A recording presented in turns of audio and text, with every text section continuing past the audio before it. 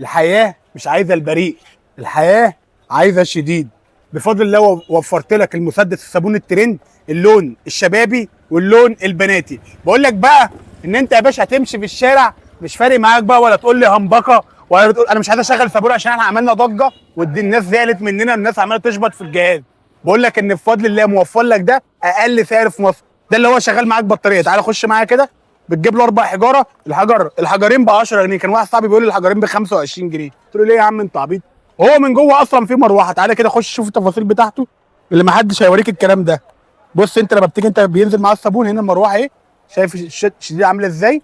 اوعى تطير الموبايل مننا يا حاج. بقول لك ان انا موفر لك منه لونين، اللون البناتي واللون الولادي.